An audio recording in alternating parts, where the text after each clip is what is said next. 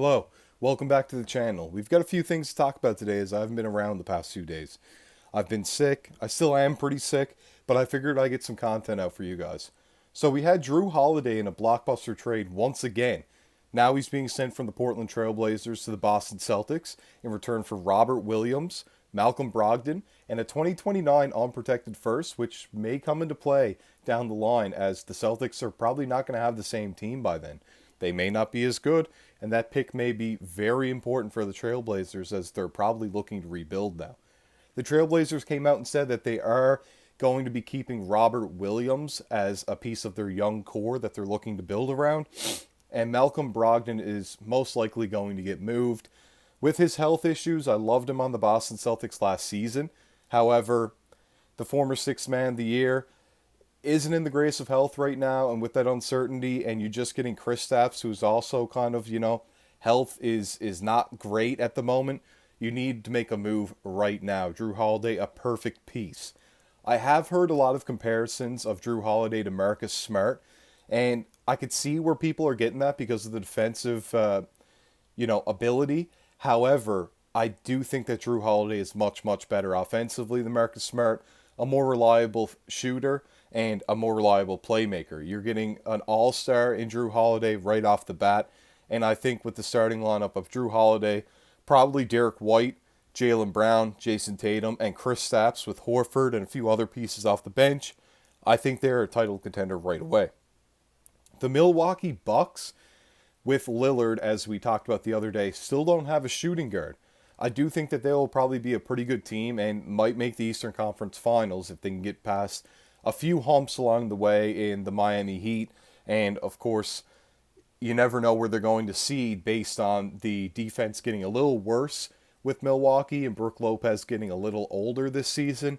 So they might be a lower seed, and they could face the Boston Celtics a lot earlier in the playoffs.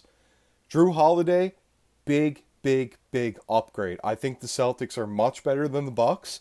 I think the fact that the odds for the Eastern Conference Finals or a championship are similar is just not accurate.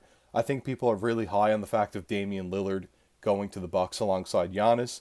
I do think that could be a really good pick and roll duo. However, we have not seen Giannis as the roll man in a pick and roll very often at all. I believe it was 6% last season. He was the roll man in a pick and roll out of all his possessions. Not very high for a guy that scores around the rim, as he likes to do it all in transition for the most part. Jrue Holiday on the Celtics, now that he's no longer on that Bucks, adds defense there at point guard. They have a reliable point guard, probably what they lacked the most last season, because Malcolm Brogdon and Derek White, really shooting guards. They don't really have the ball handling or playmaking. Understand Jason Tatum has the ball in his hands a lot, as well as Jaylen Brown.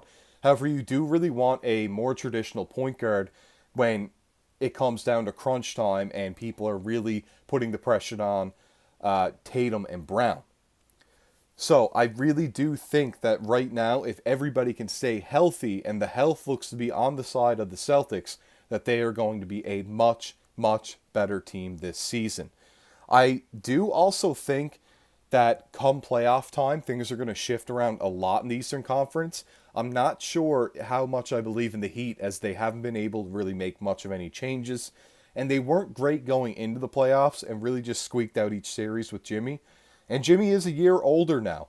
They need some bigger performances from Bam Adebayo in the playoffs, and maybe Kyle Lowry just isn't really that guy that can give you some starter minutes anymore, as his time is yanked around with Gabe Vincent, who is now on the Los Angeles Lakers.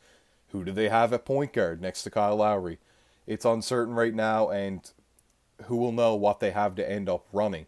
They do have Yame Yaquez, who was, as I saw in a video recently, working out with Kyle Lowry for some post-ups, and Caron Butler and Chris Quinn on the coaching staff for the Miami Heat.